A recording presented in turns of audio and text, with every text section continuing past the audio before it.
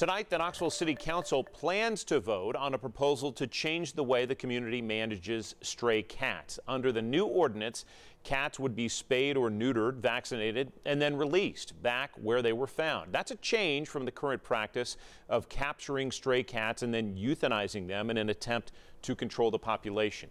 The plan is stirring lots of debate. 10 News reporter Mark Salinger shows us the impact of the change for the city.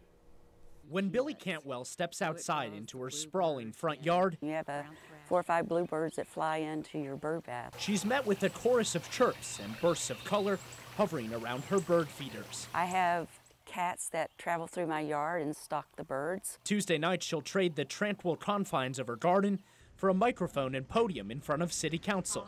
She'll speak out against a proposal to change how the city deals with stray cats. They think it's okay to kill snakes in the Everglades because they're eating the wildlife, but yet it's not okay to kill a cat, which is a non-native animal in our country. We are the last big city in the state of Tennessee that's not doing this. The proposal would trap, neuter, and return stray cats to where they were found.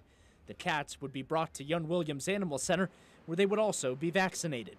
Janet Testerman with Young Williams says it would help decrease the number of stray cats while also helping them stay healthy. Trap and neuter return is really the main solution that we have right now. I'm going to make a motion to postpone the vote. Mark Campen voted against the proposal when it went through the first reading in December.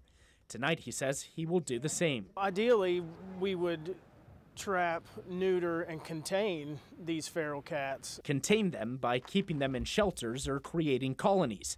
As supporters and opponents debate the issue, we're really about the same goal, less cats. We just disagree on how to get there. The future of cats, birds, and other animals remains uncertain. Mark Salinger, WBIR 10 News. Opponents of that proposal want to delay the vote until the Animal Control Board meets later this week. Again, Councilmember Mark Campen says he plans to ask his colleagues on City Council to delay any action for at least another 2 weeks.